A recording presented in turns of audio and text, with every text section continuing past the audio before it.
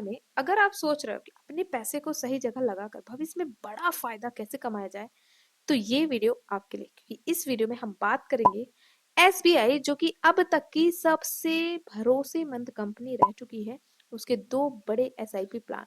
2025 में यदि आप अपने पैसे से बड़ा मुनाफा बनाना चाहते हैं, तो एसबीआई के ये दो म्यूचुअल फंड आपके लिए बहुत ही हेल्पफुल हो सकते हैं। क्योंकि एसबीआई के इस म्यूचुअल फंड में आप एक छोटी अमाउंट में एसआईपी स्टार्ट करके अपने लिए बड़ा फंड।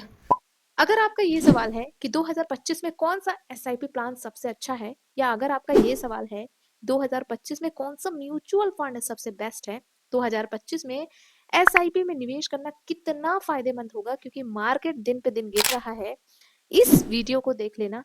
क्योंकि इस वीडियो में दो ऐसे जबरदस्त म्यूचुअल फंड के बारे में बताऊंगी या एसआईपी प्लान के बारे में बताऊंगी, जिसमें यदि आप एक स्मॉल इन्वेस्टमेंट करते हो तो भी आपको रिटर्न अच्छा मिल सकता है।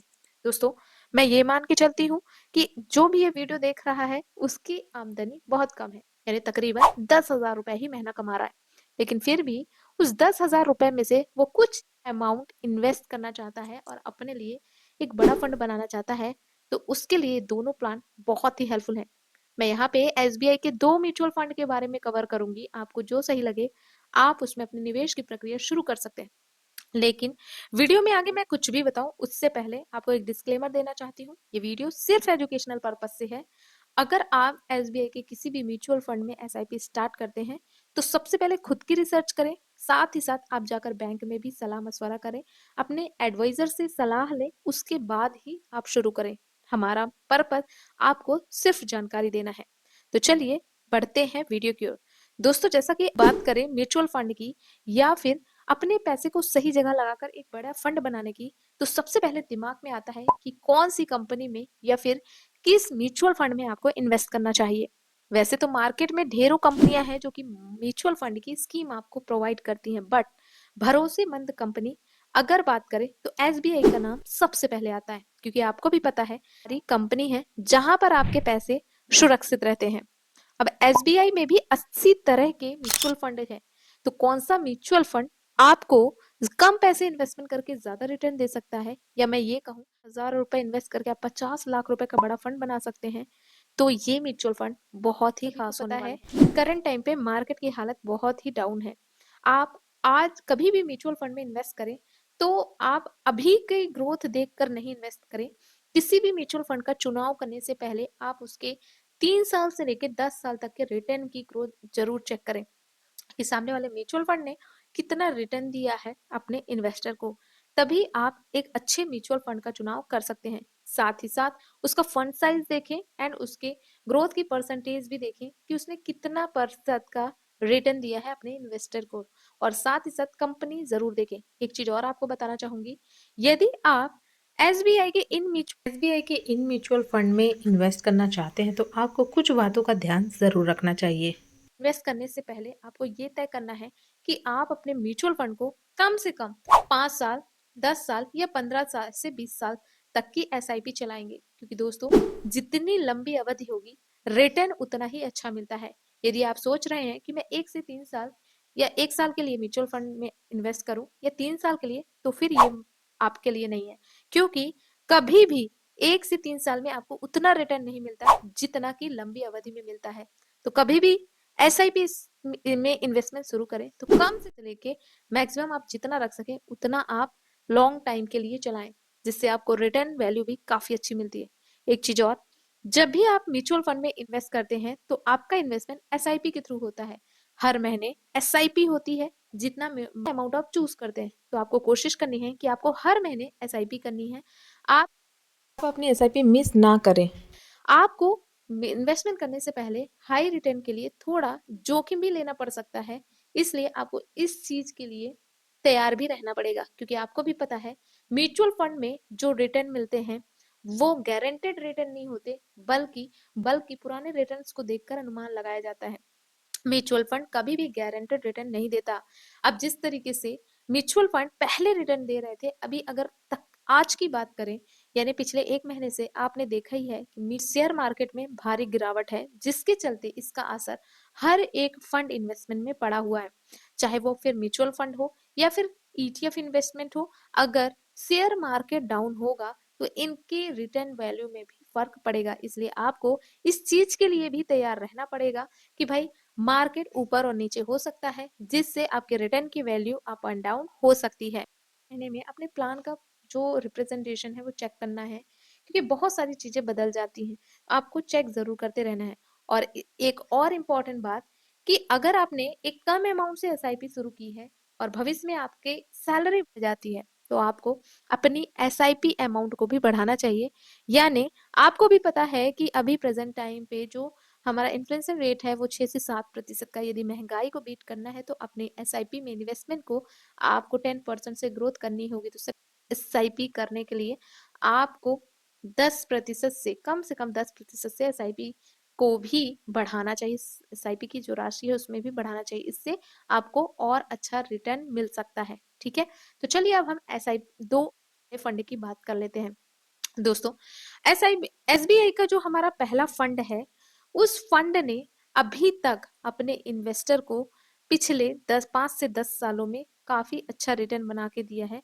अगर मैं रिटर्न की बात करूं तो यहाँ पे 5 सालों में इसने अपने इन्वेस्टर को 23% का हाई रिटर्न दिया है। जी हाँ दोस्तों, कभी भी म्यूचुअल फंड में इन्वेस्टमेंट करने से पहले आपको लास्ट परफॉर्मेंस को जरूर चेक करनी है। अब यहाँ पे 1 महीने, 6 महीने, साल भर की मैं बात नहीं करती, कम से कम 5 से 10 सालों का आपको परफॉर्मेंस देखना ही चाहिए। तो जिस म्यूचुअल फंड की हम बात कर रहे हैं उसने अपने इन्वेस्टर को 23% का शानदार रिटर्न दिया है। मौजूदा हालात को देखते हुए आप आंकड़ा मत लगाइए, क्योंकि म्यूचुअल फंड लॉन्ग टाइम में ही अच्छा रिटर्न देखते हैं। ओके, अब बात करें इसके NAV प्राइस की, तो करंट टाइम पे इसका जो NAV है वो है 166.54 रुपए। जी हाँ, और अगर इसके फंड साइज की बात करें तो 31,227.19 करोड़ का फंड ऑलरेडी इसमें इन्वेस्टेड है, मतलब करोड़ों लोगों ने इसमें करोड़ों पैसा इन्वेस्ट भी कर रखा है।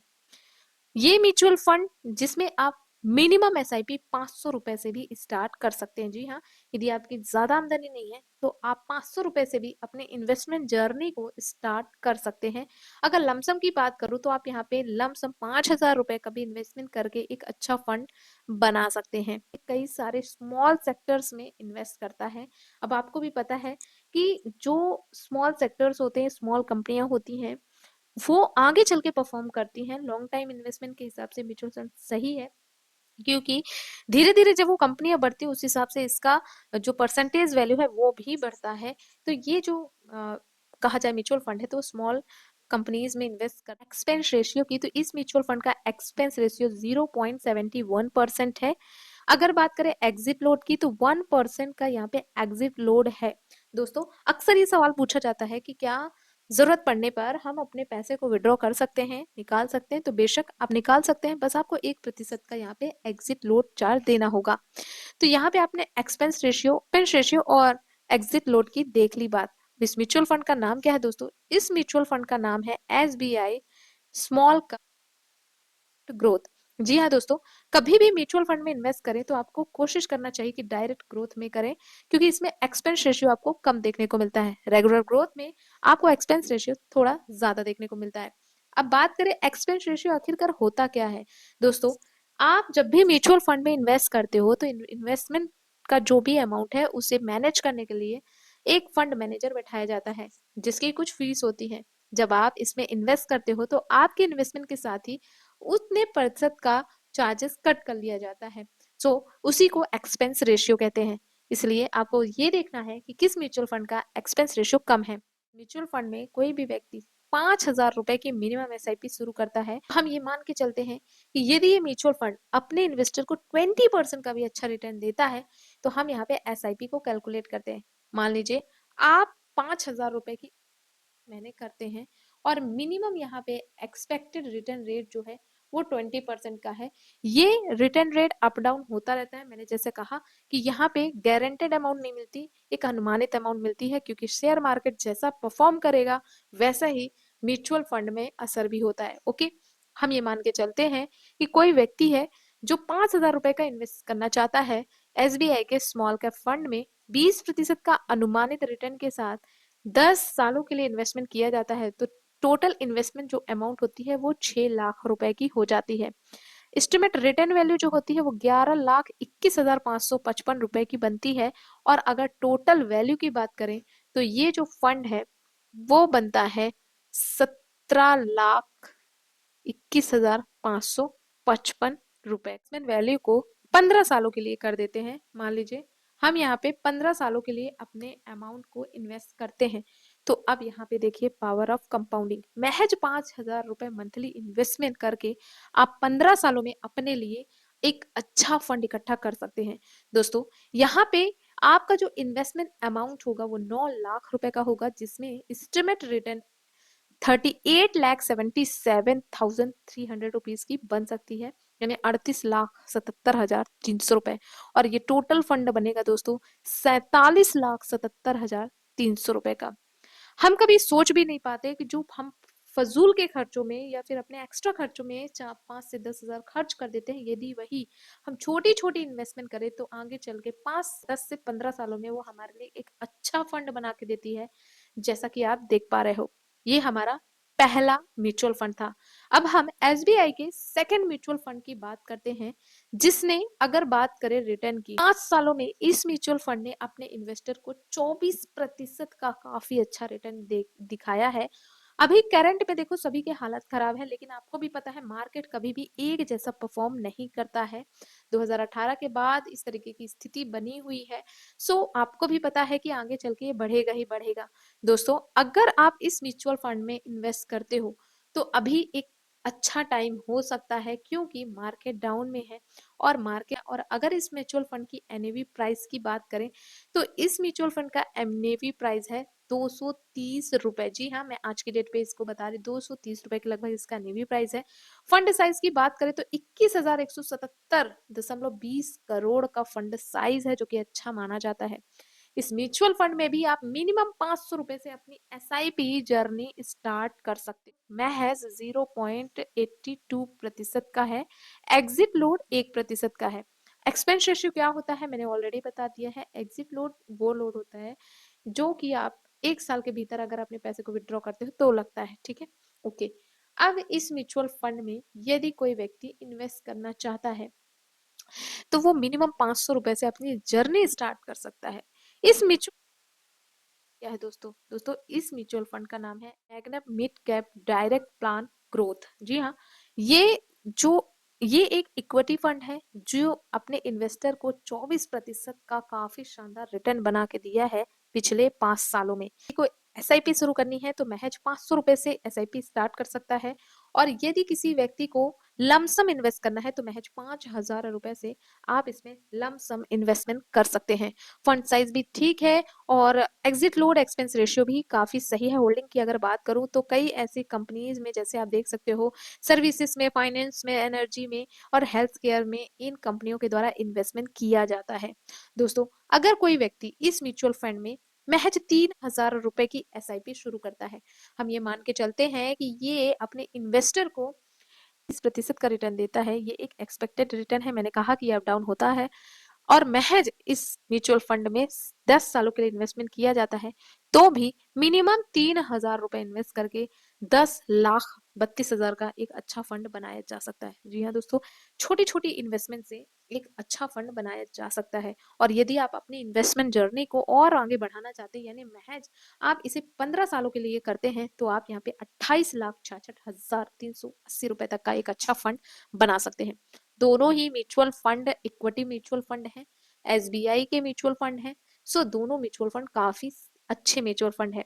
दोस्तों आपको मैं पहले भी बता दूं, म्यूचुअल फंड हाई रिस्की होते हैं। सो जिसे भी रिटर्न खुद की रिसर्च जरूर करें और कम से कम 5 साल तक का इन्वेस्टमेंट करें, क्योंकि अगर आप 1 साल 3 साल का इन्वेस्टमेंट करते हैं तो आपको अच्छे रिटर्न नहीं देखने को मिलते हैं।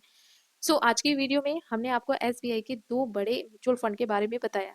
अब बात करते हैं जिसे यहाँ पे इन्वेस्टमेंट करना है तो वो कैसे शुरू कर सकता है। दोस्तों सबसे पहले आपको एसबीआई म्यूचुअल फंड की वेबसाइट पे जाकर या फिर एसबीआई की ब्रांच पे जाकर एक डीमेट अकाउंट खुलवाना होगा। केवाईसी की प्रक्रिया पूरी करनी होगी। उसके बाद प्लान या एसआईपी प्लान को चूज करेंगे। आप अपनी राशि तय करेंगे कि आप कितना इन्वेस्ट करना चाहते हैं और बस पेमेंट आप सेट कर देंगे। आप चाहें तो ऑनलाइन नेट बैंकिंग के थ्रू, ऑटो डेबिट के थ्रू या फिर हर महीने कैश पेमेंट के थ्रू इस म्यूचुअल फंड में इन्वेस्ट कर सकते हैं। ध्यान रखें, समय समय पर अपने जो म्यूचुअल फंड है उसे जरूर चेक करें और अपने फाइनेंशियल एडवाइजर से जरूर सलाह लें, खुद की रिसर्च भी जरूर करें। उम्मीद करती हूँ आज की वीडियो आपको काफी पसंद आई होगी। वीडियो अगर जरा सी भी हेल्पफुल है लाइक जरूर करिएगा, अपनी राय जरूर दीजिएगा और ऐसे मोर डिटेल पाने के लिए चैनल को सब्सक्राइब कर लीजिएगा। मिलते हैं अगली वीडियो में। Thank you.